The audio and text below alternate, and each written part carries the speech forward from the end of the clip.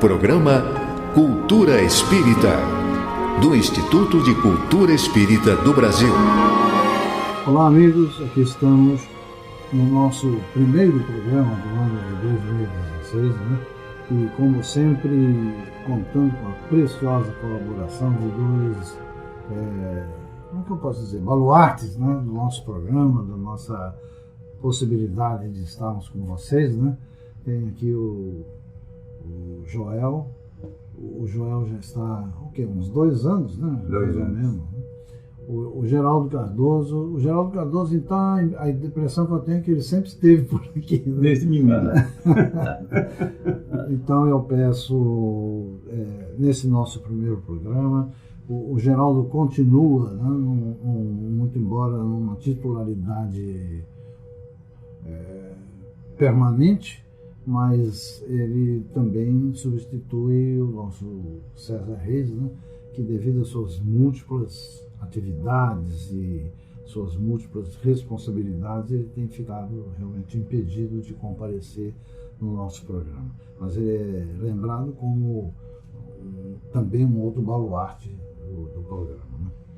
Bem, amigos, então eu peço ao Geraldo que nesse primeiro programa do ano 2016 faça a sua saudação aos nossos amigos. Meus amigos, o nosso abraço fraterno, com votos de um ano 2016 muito feliz, com muita paz nos corações. E também peço então ao Joel, o Joel já pode entrar direto com a sua agenda luminosa, falando sobre as questões relacionadas ao movimento espírita no Rio de Janeiro e no Brasil, que ele tem aí uma audiência pela internet. Então, vamos lá. Então, eu sou a Saruí Franco de Moraes e peço ao Joel que entre no seu programa. Antes de mais nada, matar a saudade. Desde o ano passado que a gente não se vê e voltamos então agora, com esperança no coração, com a certeza de que este ano que se inicia será o melhor ano das nossas vidas, com Jesus no coração e nada nos faltará. As casas espíritas, de modo geral, estão em recesso. A proximidade do Carnaval, logo no princípio de fevereiro, faz com que o macro das suas programações comecem logo depois do Carnaval, final de fevereiro, princípio de março e tal. Entretanto, muitas delas, vocês, amigos queridos, ouvintes da nossa Rádio Rio de Janeiro, não deixem de contatar, porque muitos programas estão sendo realizados, embora a programação tradicional, as reuniões mediúnicas, etc., estejam programadas só para depois do Carnaval, lá para março. Como é o caso, por exemplo, do nosso ICEB, que voltará às atividades disciplinadas, às atividades de palestras, etc., aquelas coisas bonitas que o ICEB tem, só depois do Carnaval. Entretanto, os cursos de verão já estão funcionando. Podem manter contatos e se inscreverem e tudo mais. O nosso grupo de estudos espíritas Augusto César Vanucci começa hoje com uma palestra extraordinária de um dos médiuns mais completos que eu já conheci no exercício da mediunidade, particularmente na questão da psicografia e da psicofonia. O nome dele é Denizar de Souza. Ele vem de Brasília, onde ele vive, ele é professor universitário, faz parte da organização da mesa de psicografia da FEB, é um estudioso da doutrina, conviveu lá no passado, há 15, 20 anos atrás, com o próprio Chico, onde aprendeu muito. Enfim, hoje ele dá um show de conhecimento nesta questão, desta faceta da mediunidade, que é da psicografia. Ele tem algumas características engraçadas, porque ele recebe mensagens que às vezes não fazem as pessoas, o destinatário, não faz parte do seu universo imediato. São pessoas que ele até nem conhece. Já aconteceu, inclusive, numa vez em que ele recebeu uma psicografia da filha de uma grande escritora, novelista, e que ela não conhecia, e me encaminhou esse documento para que eu entregasse a ela. E foi uma coisa fantástica, porque ela, na mensagem, ela assinava com um apelidozinho que a mãe só usava quando ela era pequenininha. Quando a destinatária recebeu, foi uma emoção muito grande. Tem algumas coisas curiosas nesse sentido, como, por exemplo, o nosso Marcel Sotomayor, que foi o autor da biografia do Chico Xavier e que não é espírita. Ele tinha terminado o livro e o livro tinha se transformado num filme de grande sucesso do Daniel Filho, e aconteceram uma porção de coisas que posteriormente, que não vai dar tempo de contar tudo, eu vou contar para os meus amigos aqui. Ele recebeu uma mensagem de uma senhora que queria que ele dissesse ao Marcel, que ele não conhecia, que ele teria que continuar escrevendo sobre a doutrina. Ele conseguiu o telefone e tal, e ele disse: desculpa, eu não te conheço, nem você me conhece, mas eu recebi mediunicamente uma mensagem que uma tia sua, tia Nininha, queria que você continuasse escrevendo. Eu falei: tá, muito obrigado e tal, mas olha, vou te dizer, eu não conheço nenhuma tia Nininha, disse o Marcel. E desligaram. Uns 20 dias depois, ele volta a ligar: olha, a sua tia Nininha continua aqui pedindo que você continue e tal. Você me desculpa, porque ela vem todo dia agora pedir para que você continue a escrever sobre a doutrina espírita. Ele falou: olha, eu não me lembro de tia Nininha nenhuma, mas eu vou perguntar para o pessoal da família. E, de fato, ele ligou para a mãe dele e disse: mãe, tia Nininha, quem é ela? Sei lá. Disse a mãe: eu não conheço nenhuma tia Nininha. 20 dias depois, ou 30, sei lá, volta a ligar: olha, querido, me desculpa, não liga mais, eu não conheço, a minha mãe não conhece, ninguém conhece a tia Nininha, e de modo que, pois é, mas ela insiste tanto que você continue a escrever sobre a doutrina espírita. Tá, muito obrigado, desculpa e tal. E desligou. Mal ele desligou, lá contou o Marcel depois, que o telefone era a mãe dele. Meu filho, me lembrei de quem é a tia Nininha. Tia Nininha era uma prima da minha mãe, solteirona, que a gente chamava de tia Nininha. E desse papo nasceu Por Trás do Véu de Ísis, que é o segundo livro do Marcel. E agora, finalmente, a biografia de Kardec. E ele continua afirmando que não é espírita. Muito bom, Geraldo. Interessante, né? São fatos pitorescos, né?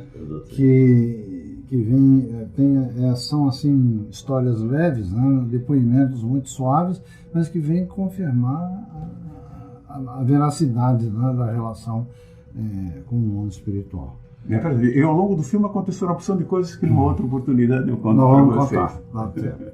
Geraldo, nós temos aí a nossa pergunta de hoje, né? Perfeito. Hoje selecionamos apenas uma pergunta. Ela foi formulada pelo nosso ouvinte Sérgio Inforzato de Itaboraí. E eu explico por quê. É que há uma insistência, vários ouvintes nos procuraram pedindo que fosse repetida a oração para o Ano Novo, que foi feito no último programa de 2015. Então, para que não prejudique nossa programação, nós vamos fazer essa única pergunta e pedimos a você que depois faça a oração. Pergunta-nos então o nosso irmão Sérgio: a oração é uma das dúvidas que tenho com relação ao nosso diálogo com Deus. Percebo que nem sempre a fé com que ela é feita tem correspondência, ou seja, é atendida. O que rege esse critério de atendimento? Bom, Sérgio, em primeiro lugar, é muito importante lembrarmos que nossa relação com Deus não é uma relação de troca, e sim de méritos. O fato de nos dirigirmos ao Pai com todo fervor, procurando obter alguma coisa que nos seja importante, não significa que teremos atendimento automático. O nosso senso de merecimento é muito flexível e quase sempre combina com um certo egoísmo. Sentimos que somos merecedores por atos que praticamos, sem entrar na natureza desses atos. Vale lembrar a passagem do Evangelho que é a parábola da viúva pobre. Isso está no Evangelho de Marcos, capítulo 12, versículo 41.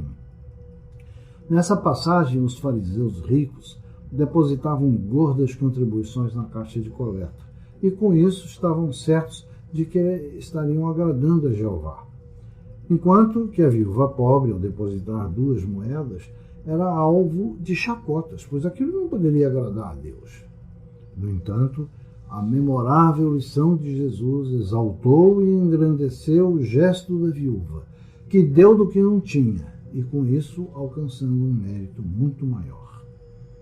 Muitos pensam como os fariseus. Eles acham que têm méritos e que, por vezes, não passam de uma caridade interesseira, sem o verdadeiro conteúdo da caridade. Quando nos relacionamos com o Pai, a melhor atitude é a da humildade, colocando no juízo dele as nossas rogativas.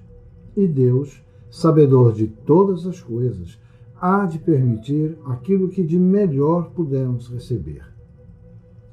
Os amigos espirituais já nos ensinaram que o não atendimento de um pedido não significa que Deus está nos punindo, não cabendo a descrença e a revolta no lugar da humildade.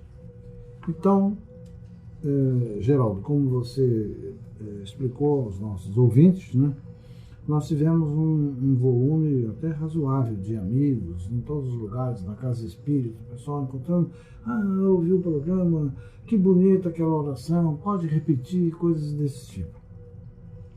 Então nós vamos repetir, até porque é apropriado, hoje é o primeiro dia do nosso programa no Ano Novo, né? E então é muito apropriado para que na reflexão dessa oração nós possamos então começar a olhar para esse ano e olhar para frente com outros olhos, né? Então vamos lá, a oração para o Ano Novo diz o seguinte: Senhor, que a vossa misericórdia nos assista para que possamos esperar o bem. Que sejamos capazes de olhar para dentro de nós sinceramente e buscarmos uma solução para corrigir os nossos erros. Que essa solução passe pela nossa capacidade de compreender o nosso próximo, pela proeza de perdoar e nos perdoarmos, pela sensatez de uma viagem à nossa consciência. Pai, que sejamos capazes de olhar para o nosso semelhante e ali enxergar um semelhante, não um inimigo. Como poderemos esperar que a vitória nos sorria se desejamos a derrota de quem interfere em nosso caminho? Senhor, que tenhamos olhos para entender as dores do mundo, não aqueles olhos que nos possam toldar a razão, nos fazendo achar que as vossas mensagens sejam castigos, punições, fatores de uma lei de talião inaceitável.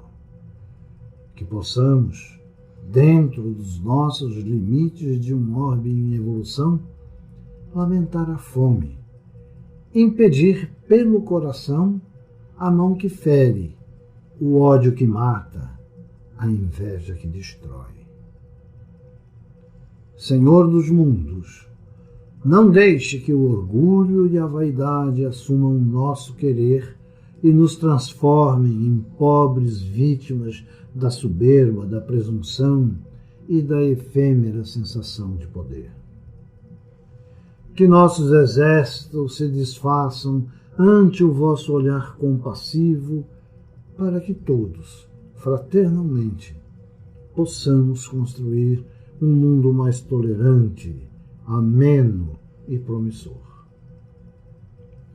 As lágrimas, Pai, quanto mais procuramos secá-las, mais elas brotam, num perverso ciclo que parece não ter fim, como se elas fossem mais necessárias que a vida e a felicidade. Que tenhamos não só como enxugá-las, mas também como trabalhar para que elas não voltem. Que todos os vossos filhos tenham direito ao pão que alimenta, à saúde que equilibra, ao amor que renova, podendo percorrer todos os caminhos que levam à tolerância, à compreensão, ao perdão, e que neles encontrem a felicidade de poder servir. Senhor do Universo, abençoe não só os que estão carentes e aflitos, os que choram e se destroem, mas também àqueles que vão procurar, na luz do Evangelho, a força geradora de apoio, de incentivo e da certeza. Olhai para que possamos cuidar melhor do nosso planeta, que nossa ambição não destrua aquilo que a natureza, submetida à vossa vontade, construiu para nos fazer melhores. Ah, meu Pai de misericórdia, que tenhamos a humildade de aprender e a alegria de ensinar, a coragem para enfrentar nossas mazelas e, principalmente, para admiti-las. Precisamos dar as mãos para que as crianças sejam amparadas e sermos a bengala para os velhos, acender a luz para os que não enxergam e o guia para os perdidos. Pai de luz, que saibamos identificar as oportunidades e, com elas, virmos a merecer as moradas que nos estão reservadas em vosso reino.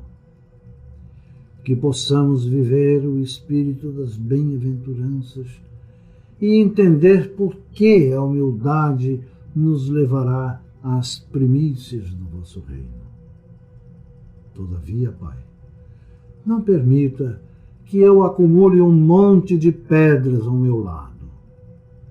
Não quero ser tentado a atirá-las num gesto de julgamento insensato contra o meu irmão.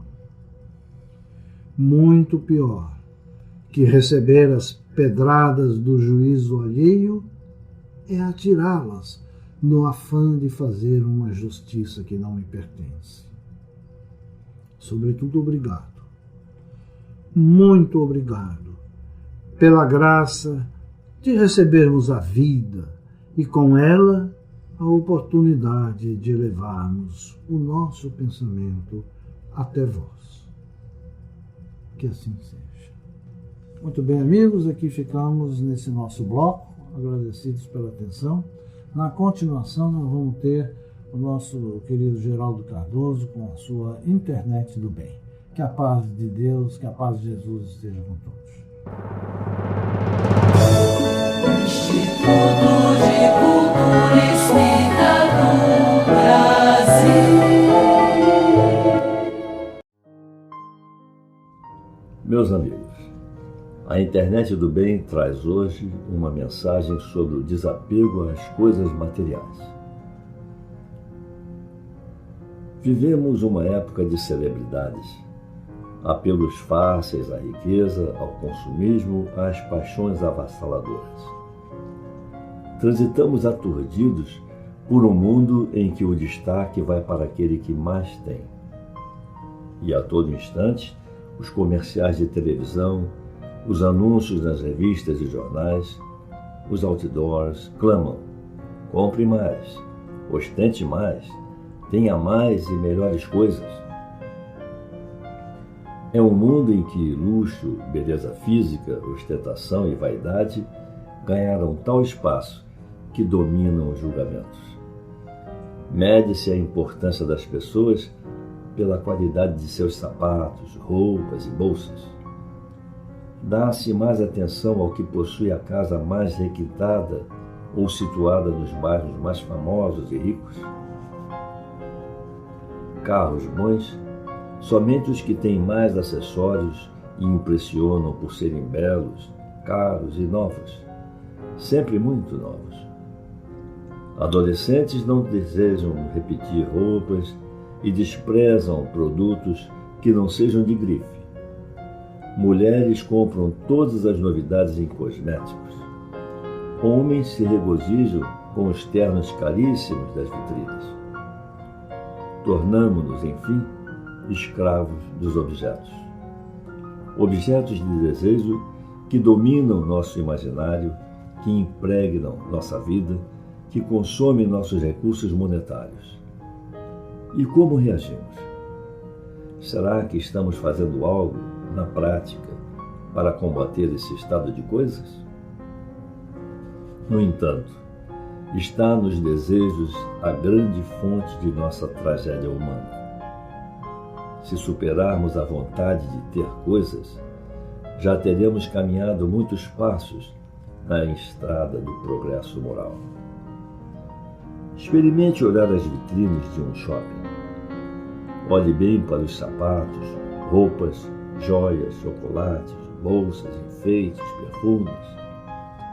Por um momento apenas, não se deixe seduzir. Tente ver tudo isso apenas como são, objetos. E diga para si mesmo: não tenho isso, mas ainda assim eu sou feliz. Não dependo de nada disso para estar contente. Lembre-se, é por desejar tais coisas sem poder tê-las que muitos optam pelo crime. Apossam-se de coisas que não são suas, seduzidos pelo brilho passageiro dos bens materiais. Deixam para trás gente sofrendo, pessoas que trabalharam arduamente para economizar. Deixam atrás de si frustração, infelicidade, revolta. Mas há também os que se fixam em pessoas. Veem os outros como algo a ser possuído, guardado, trancado, não compartilhado. Esses se escravizam aos parceiros, filhos, amigos e parentes. Exigem exclusividade, geram crises e conflitos. Manifestam a toda hora possessividade e insegurança. Extravasam o egoísmo e não permitem ao outro se expressar ou ser amado por outras pessoas. É, mais uma vez, o desejo norteando a vida, reduzindo as pessoas a tiranos, enfeiando as almas. Há, por fim, os que se deixam apegar doentiamente às situações. Um cargo, um status, uma profissão, um relacionamento, um talento que traz destaque. É o suficiente para se deixar arrastar pelo transitório. Esses amam o brilho, o aplauso, ou o que consideram fama, poder, glória. Para eles, é difícil despedir-se desse momento em que deixam de ser pessoas comuns e passam a ser notados, comentados, invejados. Qual o segredo para libertar-se de tudo isso? A palavra é desapego. Mas como alcançá-lo neste mundo? Pela lembrança constante de que todas as coisas são passageiras nesta vida. Ou seja, para evitar o sofrimento, a receita é a superação dos desejos. Na prática funciona assim. Sempre pense que as situações passam, os objetos quebram, as roupas e sapatos se gastam. Até mesmo as pessoas passam, pois elas viajam, se separam de nós, morrem. E devemos estar preparados para essas eventualidades. É a dinâmica da vida. Pensando dessa forma, aos poucos, a criatura promove uma autoeducação que a ensina a buscar sempre o melhor, mas sem gerar qualquer apego egoísta. Ou seja, amar sem exigir nada em troca. Redação do Momento Espírita. Meus amigos, vamos ficando por aqui. Agradecemos a sua cordial audiência e despedimos-nos com votos de uma semana muito feliz. Instituto de Cultura Espírita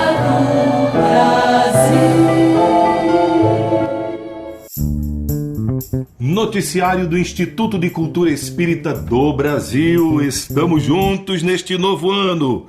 Um feliz ano novo para você, para o Toninho Barbosa, nosso diretor de gravações, para toda a família da Rádio Rio de Janeiro, a emissora da fraternidade.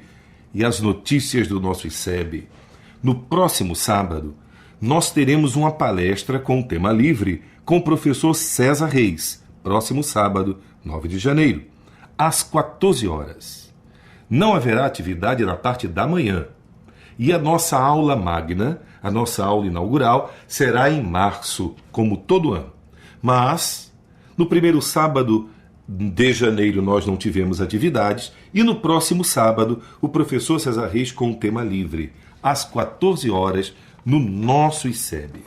Eu quero aproveitar e divulgar para você o que já fiz na última apresentação das atividades do ICEB, lembrando a você que você pode ligar agora para o nosso ICEB 2224 1060 ou 22240736 e reservar o CD ou o DVD da mesa redonda de encerramento do ano letivo de 2015.